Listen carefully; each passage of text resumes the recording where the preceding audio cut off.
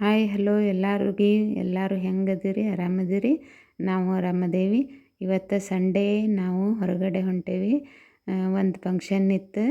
ನಮ್ಮ ಪ್ರಿಯಾಂಕಾರ cousin sister Sonika ಅಂಥೇಳಿ ಆಕಿದು ಸೀಮಂತ ಕಾರ್ಯಕ್ರಮ ಇತ್ತು.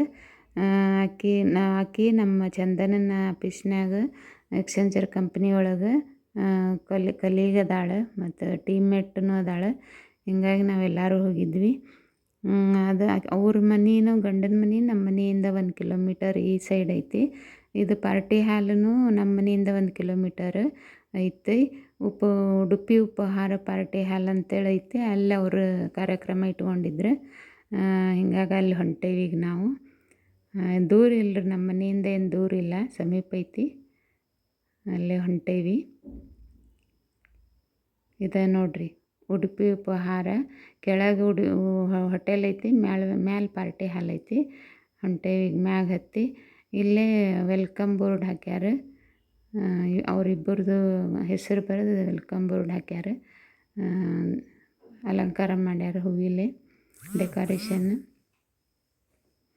ಈಗ ಆಕಿಗೆ ಆಕಿ ಮನೆಯೊಳಗೆ ಅವರೆಲ್ಲ ಮಾಡಿದ್ರಂತೆ. ಉಡಿ ತುಂಬೋದು ಎಲ್ಲ ಪೂಜೆ ಅದೆಲ್ಲ ಮನ್ಯಾಗ ಮಾಡಿದ್ರಂತೆ, ನೇಮ ನಿತ್ಯ ಎಲ್ಲ. ಇಲ್ಲಿ ಪಾರ್ಟಿ ಹಾಲ್ನಾಗ ಹಂಗೆ ಸ್ವಲ್ಪ ಮಾಲೆ ಬದಲಾಯಿಸೋದು, ಆರತಿ ಮಾಡೋದು ಅಷ್ಟೇ ಇಟ್ಕೊಂಡಿದ್ರು. ಊಟದ್ದು ಇಟ್ಕೊಂಡಿದ್ರು.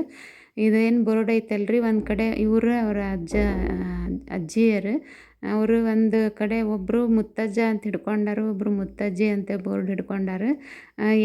ಯಾರಿಗೆ ಮುತ್ತಜ್ಜಿ ಹುಟ್ಟಿ ಬರ್ಬೇಕು ಅನ್ನೋದು ಆಸೆ ಇರ್ತೈತಿ ಅವರು ಮುತ್ತಜ್ಜಿ ಅನ್ನೋದು ಬೋರ್ಡ್ ಹಿಡ್ಕೊತಾರೆ. ಯಾರಿಗೆ ಮುತ್ತಜ್ಜ ಅಂತ ಹುಟ್ಟು ಬರ್ಬೇಕಂತ ಆಸೆ ಇರ್ತೈತಿ ಅವರು ಮುತ್ತಜ್ಜ ಅಂತ ಬರೆದಿದ್ದು ಬೋರ್ಡ್ ಹಿಡ್ಕೊಂಡಿರ್ತಾರೆ.